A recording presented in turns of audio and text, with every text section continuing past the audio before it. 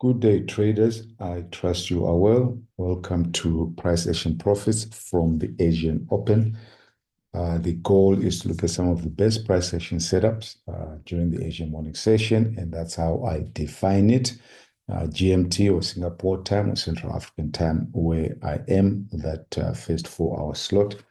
The markets on our watch list, those four markets, Nikkei 225, Hang Seng 50, New Zealand yen, Aussie, and of course, you can look at all the markets.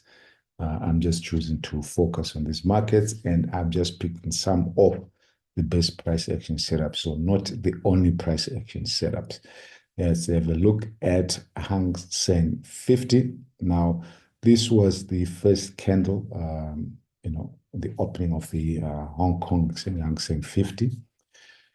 First candle, bulls controlled the first candle, but we had a weak signal, weak buy signal, and the reason I say it's weak is that the first candle tail on top, if you're looking to buy, is always a consideration, because that means at some point it was a full bull candle, but bears bought and we closed there. So there are bears that are active in the market. Had our first candle being like that structural small tail at the top, then I would have been saying, well, because you trade the open, you can just buy above that candle, depending on the structure. Look to the left, but that's the open. So you could, if that was the first candle, you just buy on there and decide where to put your stop. And there's always two places to put your stop, either a stop beneath the candle or you use a measured move, because we're at the open. And if it was way down into the market, an hour or so later, you look at any other levels of support and resistance that you got to have. So you got to have clarity that you're trading the open. This is where you can put your stop. In any case, we had a problem there, so best to wait. Second candle controlled by the bulls. Now, this first candle was a trading range, so we are still within the trading range, but bulls are controlling the market so fast. That's fantastic. Third candle, bulls break out above the trading range. Now we have two options to trade. You can trade the breakout trade. You always have an option where there's a breakout trade. The breakout trade, breaking out about a trading range and understanding that any breakout is likely to fail, and you got to decide where to put a stop. I would never put my stop here. Just back at the top of the trading range.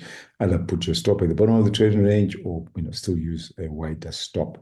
Or you wait for the breakout pullback trade if you want a higher probability. If you're taking a breakout trade, lower probability, but the market can go far and you make a lot more money than waiting for the pullback. The pullback might, also give you an opportunity to make decent money depending how it's structured.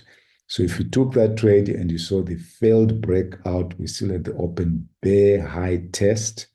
Bulls went up and they failed, immediately. Failed breakout by the bulls. If you took a breakout trade and you saw that, best to get out. And if you put a proper stop, you're not going to lose a lot of money, but you are in the market trading wait. Now, chances are we might go back into the trading range. We end up with a trading range open right up to this point. Now, if the bears break out beneath the trading range, they want to get to a measured move. There is the height of the trading range. There is the measured move. They want to get to a measured move. And that's the goal. So we get the breakout by the bears, bear breakout below the trading range. Bears are expecting to get the measured move. You got to take a trade if you trade in the open. That's a decent enough breakout. And again, options. Take the breakout trade or wait for a breakout pullback. So if you take that trade, just like, and I said, if you take that trade, I wouldn't put my stop here. I also wouldn't put my stop here. If you look at the measured move of that, that's probably the best place to, not the best place. That's a tighter stop to put in. You could still put a stop up here. That's fantastic. Because you're trading a breakout, you expect the market to get to here. If it does get to here, you're going to get 1-to-1. So that's a conservative stop. Pretty wise to do that. Or if you like to trade tight stops, that's a place to put a tight stop. So you take a breakout trade or you wait for the breakout pullback. We have a pretty weak breakout here, but we get a pullback back to the moving average. And that's a decent enough candle, but because of the weak breakout, you have two options to trade. Either take that breakout, and again, I would use a measured move stop, maybe somewhere up here. That's a decent stop to trade if you want to be more conservative, still up there. Or you wait just for confirmation. There is confirmation of the pullback, which also happens to be a breakout beneath that trading range. So you take that, and then we get into the close, of the Hang Seng. If you're trading the open, you have choices. You think we might get to that measured move, but you come into the close, take my profits, or just hold on to my stop, maybe at that lower high, and see what happens the open, and maybe we might get acceleration. So quite a lot of things to consider in here, and I think that's a fantastic thing about trading. One part of it is get all the knowledge that you can get, and then the other part is got to apply the knowledge. The only way to apply the knowledge is to get in the market, because the market then just throws absolutely everything you've learned into one pot and produces patterns for you to consider trading. Another setup, different kind of structure, but interesting. Now this is New Zealand yen. Open of the Tokyo Exchange, Doji, trading range, price action. We're still in a trading range from the earlier price actions, but that's the open, you can see that. So, you're not going to do anything, you are in a trading range. As we break out above the trading range, you have options to trade the breakout trade. Might have been triggered there, I'm not sure. So that's an option you could have taken. You can take a trade there. And if you're taking a trade there, stop probably, at the bottom of that, or do a measured move stop. It's still in the open, so who knows? It might go far, or it might come back.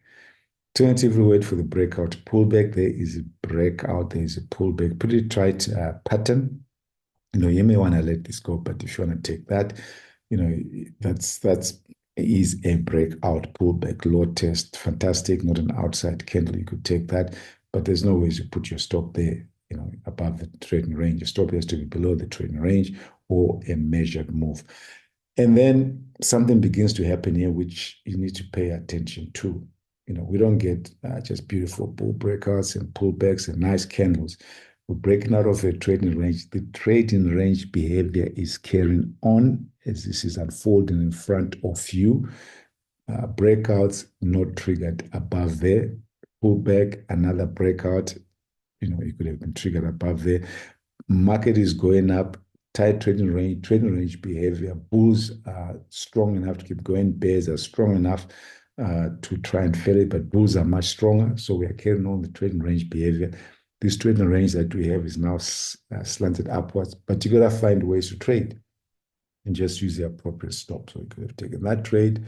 They're all breakout trades, which means, you need a pretty reasonable stop. As the market goes further, you can use that as a stop level.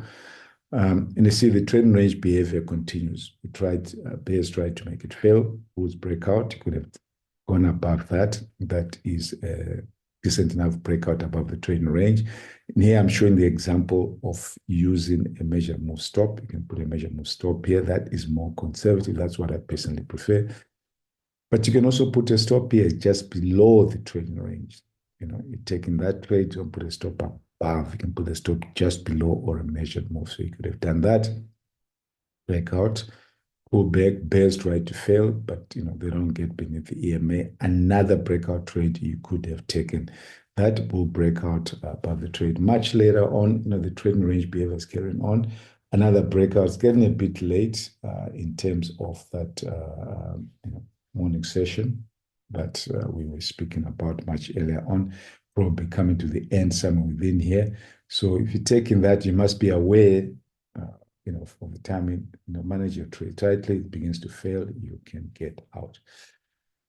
All right, traders, just a couple of best trade setups from the Asian Open. And I think you might have picked up from my video last week that, this price action profits has shifted from just looking at best trades during the day. I'm focusing on some best setups on the Asian Open, and we're going to carry on with this process all the way through to the December event, and then decide how this particular show progresses thereafter. I trust you enjoyed it, and you glean some stuff to use. Name is George Nyabadza, and I will talk to you later. Bye-bye.